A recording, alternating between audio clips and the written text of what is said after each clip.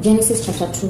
The heavens, the earth, and all their vast array were finished. On the seventh day, God finished his work which he had done, and he rested on the seventh day from all his work which he had done. God blessed the seventh day and made it holy, because he rested in it from all his work of creation which he had done. This is the history of the generations of the heavens and of the earth when they were created, in the day that Yahweh God made the earth and the heavens. No plant of the field was yet in the earth, and no herb of the field had yet sprung up, for Yahweh God had not caused it to rain on the earth. There was not a man to till the ground, but a mist went up from the earth and watered the whole surface of the ground. Yahweh God formed man from the dust of the ground, and breathed into his nostrils the breath of life, and man became a living soul. Yahweh God planted a garden eastward in Eden, and there he put the man whom he had formed. Out of the ground Yahweh God made every tree to grow that is pleasant to the sight and good for food, including the tree of life in the middle of the garden, and the tree of knowledge of good and evil.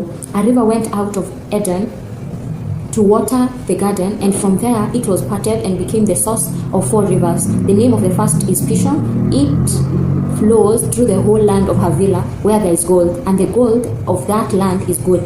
Bdellium and onyx stone are also there. The name of the second river is Gihon. It is the same river that flows through the whole land of Cush. The name of the third river is Hiddekel. This is the one which flows in front of Assyria. The fourth river is the Euphrates. Yahweh God took the man and put him into the garden of Eden to cultivate and keep it. Yahweh God commanded the man, saying, You may freely eat of every tree of the garden, but you shall not eat of the tree of knowledge of good and evil, for in the day that you eat of it, you will surely die. Yahweh God said, It is not good for the man to be alone. I will make him a helper comparable to him. Out of the ground Yahweh God formed every animal of the field and every bird of the sky, and brought them to the man to see what he could call them. Whatever the man called every living creature became its name. The man gave names to all livestock, and to the birds of the sky, and to every animal of the field. But for man there was not found a helper comparable to him. Yahweh God caused the man to fall into a deep sleep.